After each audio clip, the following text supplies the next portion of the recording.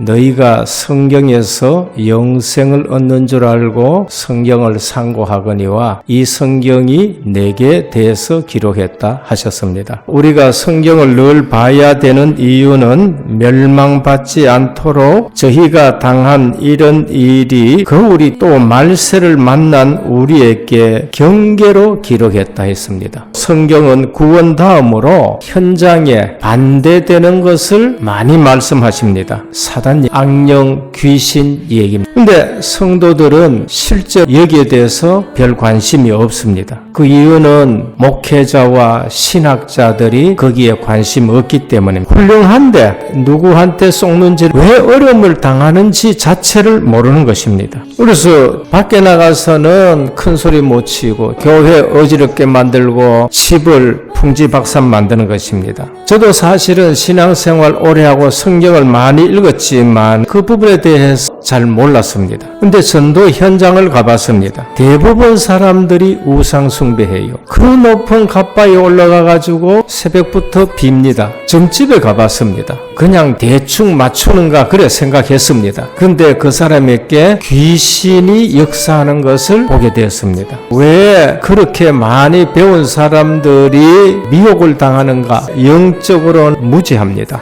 그래서 당하는 거예요. 그게 사울 임금입니다. 어느 날 내 중심, 시기, 질투, 원망 가득 찬 날이 와버렸습니다. 하나님 앞과 선지자에 안 묻고 무속인 귀신 들린 자에게 가서 물어버립니다. 사단마귀 귀신의 영향을 받아서 귀신 들린 짓을 하게 됩니다. 이것이 실제 모든 나라에 영향을 주는 일들이 되는 겁니다. 오늘 회당 안에 이러한 것이 들어와 있는 것입니다. 회당, 지금으로 말하면 교회당입니다. 예루살렘 성전 무너지고 바벨론 포로로 붙들려 예루살렘 성전에 와서 예배를 못 드리니까 바벨론에 곳곳에 회당 짓고 아이들을 교육시킵니다. 거기서 피제사가 없어져 버렸습니다. 그것이 문제인 것입니다. 그래서 사울이라는 사람이 복음 대신 그리스도가 왔는데 예수 그리스도 믿는 사람들을 핍박하기 시작하는 겁니다. 어느 날 부활하신 그리스도를 만난 거 너무 충격받아가지고 성경을 다시 정리합니다. 그리고 나서는 가는 곳마다 회당 찾아가는 것이 그 이유였습니다.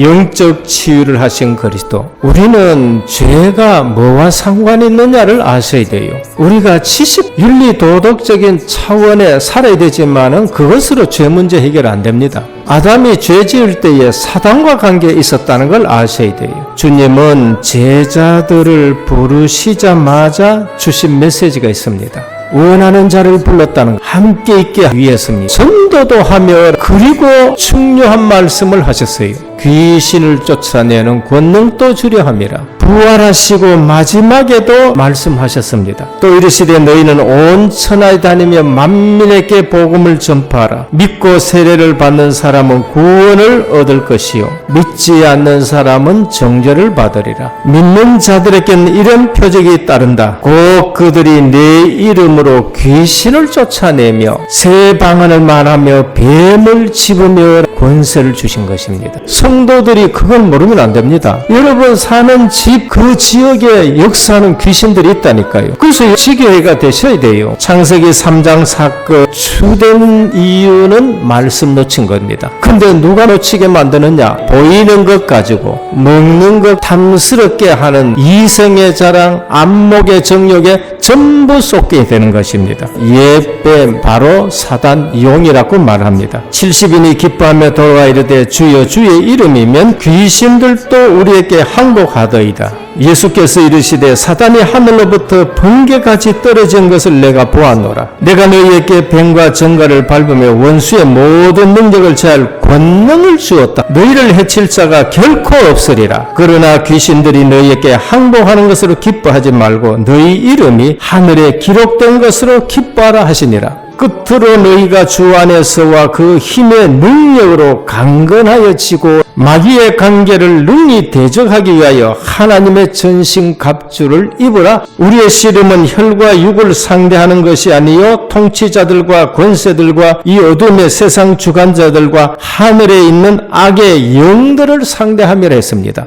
회당과 교회가 회복할 것, 권세 있는 교훈이 회복되었습니다. 무사람들이 그의 교훈에 논란이 복음은 학문이 아닙니다. 서기관들은 지식화 직업화되어 버렸습니다. 예수님은 진리만을 말씀하셨습니다. 내가 곧 길이요 진리요 생명이니 나로 말미암지 않고는 아버지께로 올 자가 없느니라. 서기관들은 율법과 더불어 사람의 유전에 따른 왜곡된 내용을 자꾸 말했습니다. 예수님은 장로들의 전통을 말하는 것이 아니라 진리를 말씀하셨습니다. 또 생활 주변에서 쉽게 찾을 수 있는 소재로 가르쳤습니다. 서기관들은 어렵고 삶을 억압하는 내용들로 복음하고 상관없는 것 가지고 사람들을 옳매었습니다. 그래서 저들이 말하는 것은 행하되 저들이 행하는 것은 따라가지 말라 하셨습니다. 서기관들은 하자는 문제들을 걸고 들면서 자신들의 교리 단체를 옹호하는 데 급급했습니다. 화 있을진저 외식하는 서기관들과 바리새인들이여, 너희가 박하와 회향과 근처의 11조는 들이되 율법에 더 중한 바 진리와 긍휼과 믿음은 버렸도다. 이것도 행하고 저것도 버리지 말아야 하리라.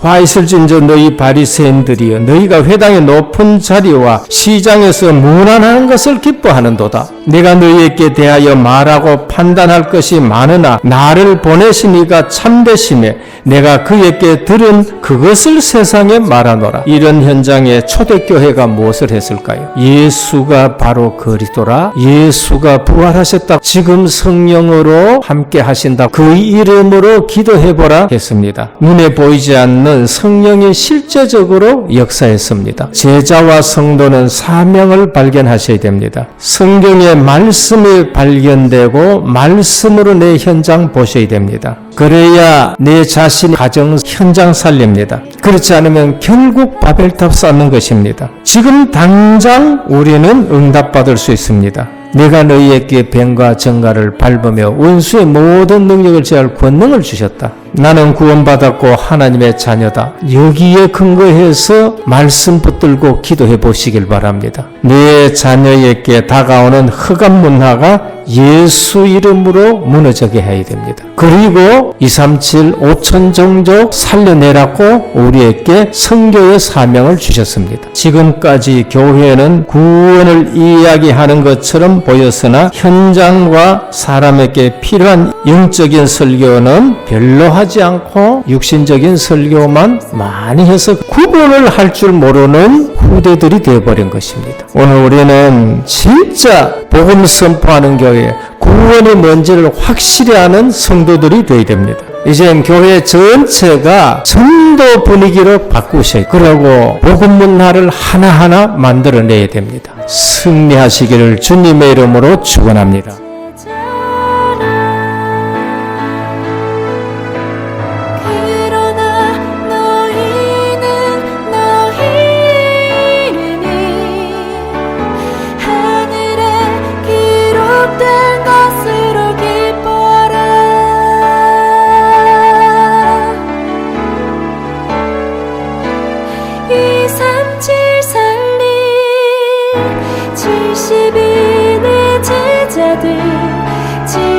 지옥과 70 종족 곳곳에 70